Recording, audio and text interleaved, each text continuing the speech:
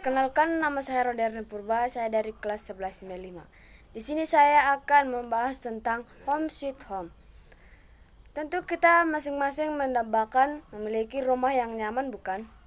Rumah bukan sekedar tempat untuk bernaung dari hujan dan panas terik, namun umumnya sebagian orang yang terlalu sibuk secara tidak langsung dapat membentuk rumah menjadi warung makanan saja atau seperti penginapan saja. Karena terlalu sibuk dengan pekerjaan dan aktivitasnya, kebersamaan dengan keluarga malah terbengkalai. Akhirnya, setiap penghuni rumah menjadi sibuk dengan kebutuhan sendiri tanpa ada kedekatan antara orang tua dengan anak-anak dan juga antara adik-adiknya. Rumah seharusnya menjadi tempat yang paling indah bagi penghuni Home Sweet Home. Rumah akibatnya di mana saja dan kapan saja, rumah selalu dirindukan dan selalu diingat. Sesungguhnya para remaja memandang rumah sebagai tempat yang penuh dengan kenangan sejak anak-anak. Kenangan tentang rumah maupun duka. Rumah yang sederhana, nyaman, tenang, dan penuh kasih sayang, damai adalah tempat tinggal yang ideal. Contohnya, gambaran paling ideal adalah keluarga dari Kudus dari Maria dan Yusuf di Nazaret. Maria, Yusuf, dan Tuhan Yesus selalu merayakan hari besar di Bait Allah, misalnya hari Pondok Daun. Dalam Lukas 2:41 ayat 52 dijelaskan bahwa Tuhan Yesus pada masa remaja taat pada orang tua duniawi.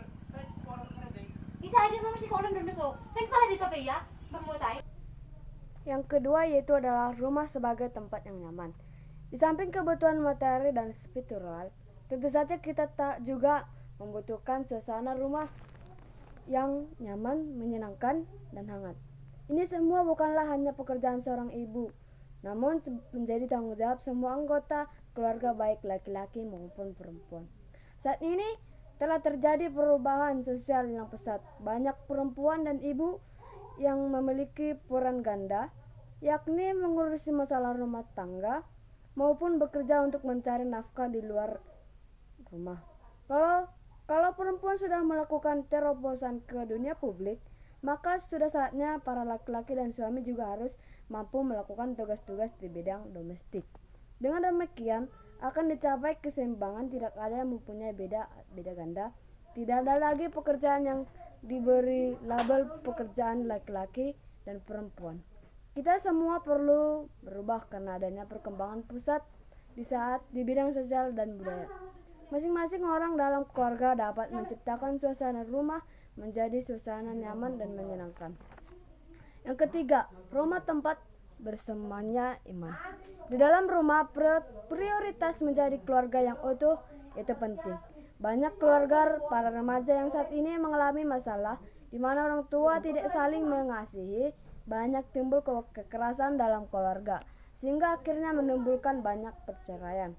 Oleh karena itu perlu diingat bahwa pendidikan iman mempunyai kedudukan yang penting. Banyak krisis keluarga dan karena mereka sudah meninggalkan Kristus dan tidak ada lagi cinta dalam keluarga.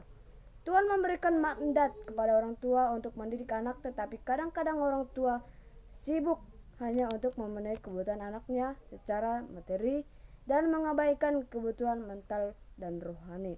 Akibatnya anak sering berada di luar rumah untuk menghindari permasalahan keluarga, sehingga keluarga merupakan tempat masing-masing orang termasuk anak-anak dapat bertumbuh secara fisik, mental, dan spiritual. Oleh karena itu, setiap keluarga perlu menyadari betapa pentingnya menanamkan iman tentang Allah dan karyanya sendiri mungkin pada anak, baik melalui proses pendidikan maupun sosialisasi. Adapun juga yang teks ini mengisahkan tentang kehidupan keluarga Yakub. Dan jadi, rumah yang nyaman atau home sweet merupakan dambaan setiap orang. Hal ini juga dapat dikatakan sebagai rumah yang ideal, di mana setiap orang dapat mengalami suasana rumah atau keluarga yang menyenangkan. nyaman dan terlindungi di tengah-tengah kesibukan yang dilani. Rumah juga memiliki tempat untuk pengembangan iman dan tempat perteduhan.